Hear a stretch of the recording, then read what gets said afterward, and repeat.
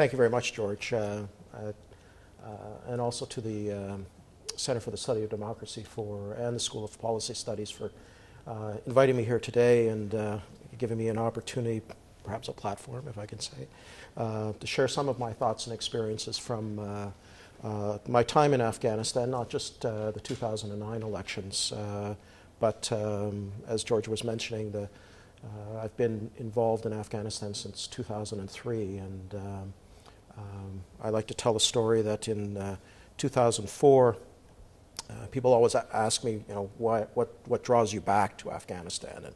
And in 2004, when I was there as the country director for the National Democratic Institute, I had an emergency appendectomy at the German military hospital just a few days before the elections. And so I like to tell people that there's a little piece of me that's still in Afghanistan that keeps drawing me back. So, but I'd also like to use this opportunity to publicly acknowledge the support that the Electoral Complaints Commission received from the Government of Canada last year through its embassy in Kabul, through the PRT in Kandahar, and also from the Canadian Forces, who provided us with assistance, security, when we were doing a lot of our investigations, particularly in the south and in Kandahar.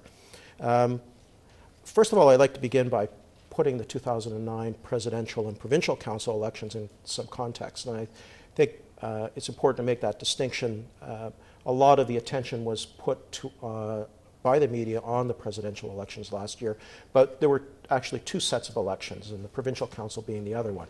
And while there were about 41 candidates for the presidential, there were, I think, over 3,000 candidates actually ran for provincial council elections in all 34 provinces around the country.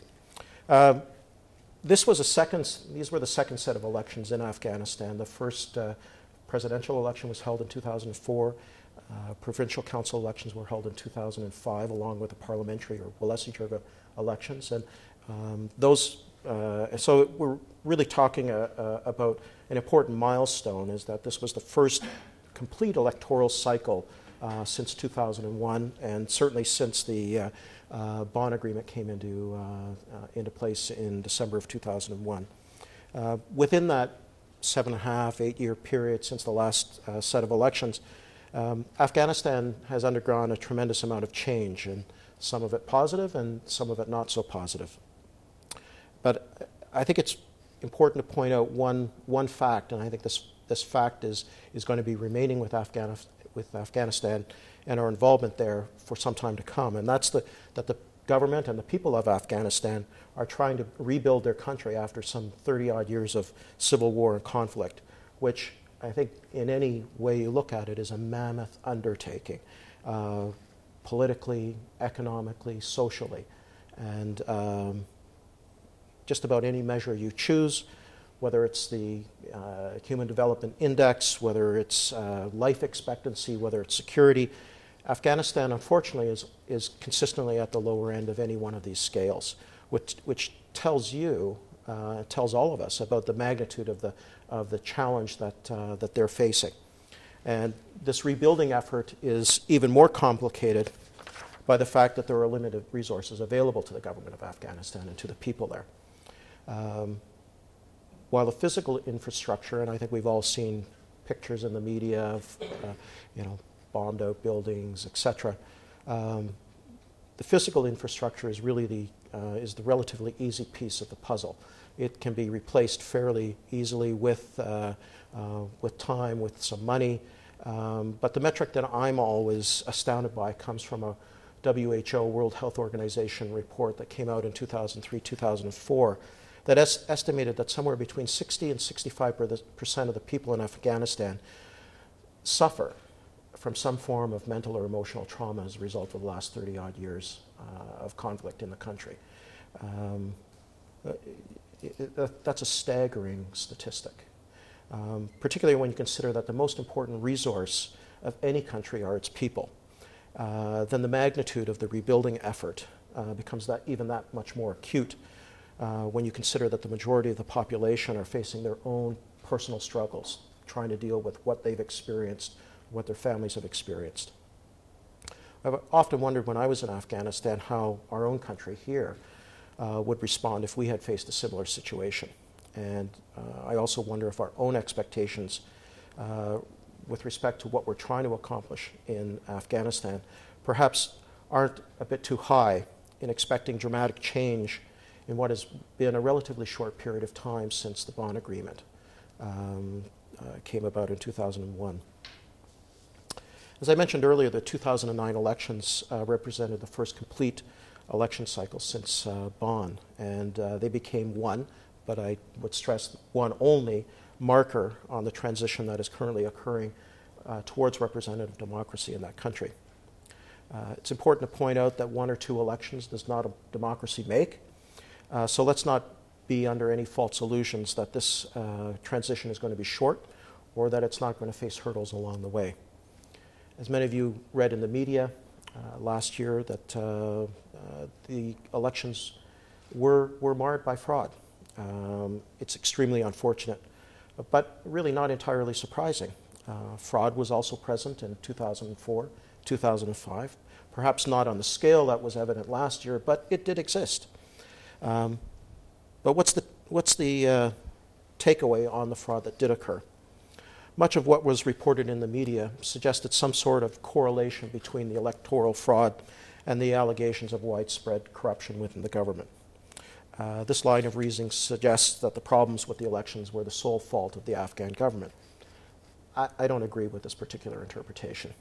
I have a different view, and it's one that suggests that the international community was as much to blame for what happened last year as any of the institutions, Afghan institutions.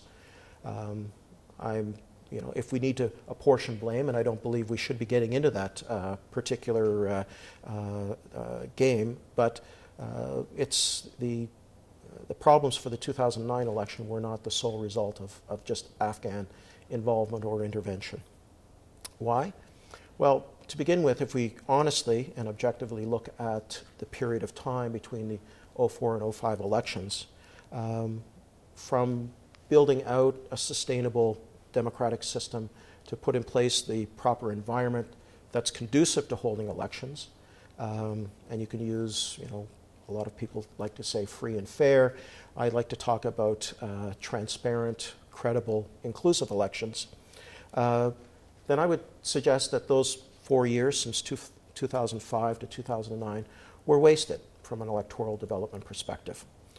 Despite numerous recommendations that were made in various election observer mission reports in 2004 and 2005, many of these recommendations were never taken to heart, never even implemented, funded or implemented.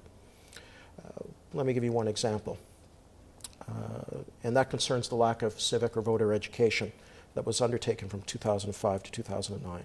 And I believe this had a profound effect on last year's election.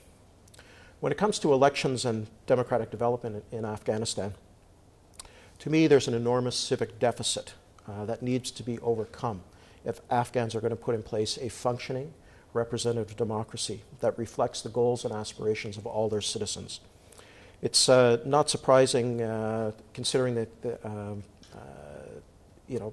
that this is going to take some time, going to take some intensive education, training.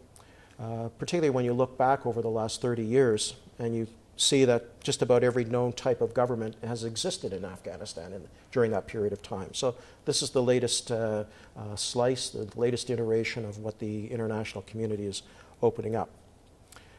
But let me talk about this civic deficit a little bit more.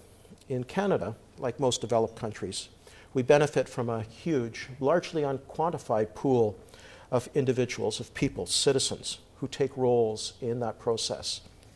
Poll clerks, some sort of election officials, scrutineers, polling agents, supporters of different candidates, political parties. We see these people when we go to polling stations on election day in municipal, provincial, federal elections, year after year, elections after elections.